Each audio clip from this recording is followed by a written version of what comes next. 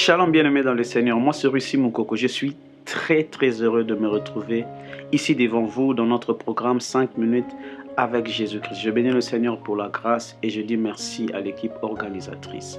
Alors aujourd'hui, je vais vous partager mon témoignage personnel et je l'intitule « Le Dieu que je chante » et c'est Dieu que j'adore. Je me suis retrouvé dans ma vie de chanteur à l'église, d'adorateur, à un moment où j'ai continué à chanter pour le Seigneur pendant que ma vie ne plaisait plus au Seigneur. Pendant que dans ma vie, je ne me préoccupais plus d'adorer le Seigneur, de lui donner la gloire qu'il mérite. Mais je me prosternais devant d'autres dieux. Quand le désir de la chair prenait place, quand c'est les femmes, quand c'est l'argent, quand c'est le souci de gagner sa vie qui nous amenait même à aller à l'encontre de ce qui est la volonté du Seigneur. Et je sais que c'est une réalité dans laquelle nous nous retrouvons très souvent aussi. Plusieurs, même ceux qui seront en train de me suivre, sont soit en train de vivre ces choses ou ont commencé à le vivre il y a longtemps. Mais je veux partager aujourd'hui quelques pensées que le Seigneur a placées dans mon cœur qui, je dirais, m'aident aussi à sortir de cette crise. La première de pensée, ce que le Seigneur m'a permis de comprendre, c'est que Dieu ne se contentait pas de mes chants.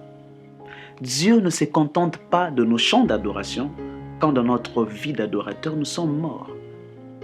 Dieu n'est pas un quémandeur.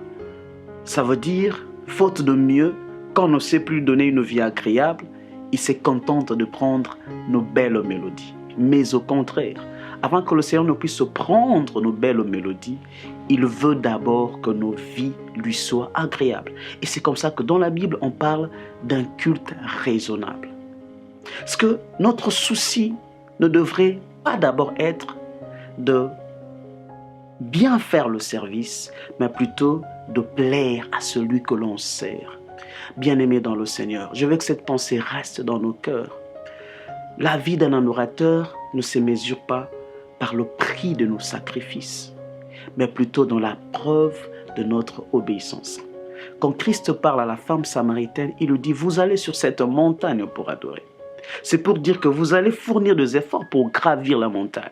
Mais ce n'est pas ce qui faisait d'eux de vrais adorateurs. Parce que le vrai adorateur adore en esprit et en vérité. C'est au-delà de nos efforts. Voilà pourquoi le prophète Samuel va dire au roi Saül que l'obéissance vaut mieux que le sacrifice.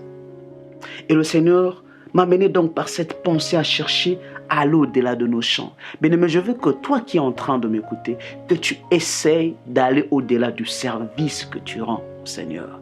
Ne pensons pas que c'est le fait que nous puissions rendre un service, que nous puissions fournir des efforts qui plaisent à Dieu.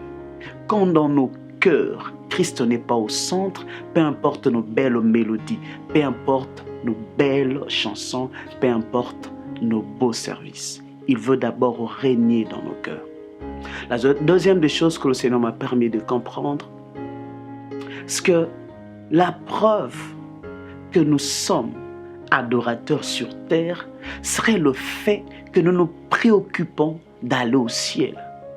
La preuve que Josué était un adorateur dans le désert, c'est le fait qu'il s'est retrouvé en Canaan.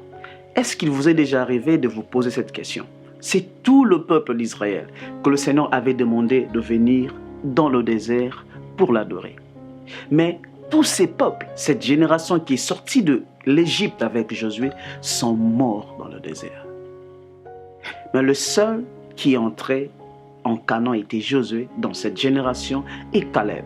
Josué qui a su maintenir son intimité avec Dieu. La Bible dit même quand Moïse sortait de la tente d'assignation, Josué restait dans la présence de Dieu. Il a su entretenir son intimité avec Dieu. C'est ce que le Seigneur attend de toi. C'est ce que le Seigneur attend de moi.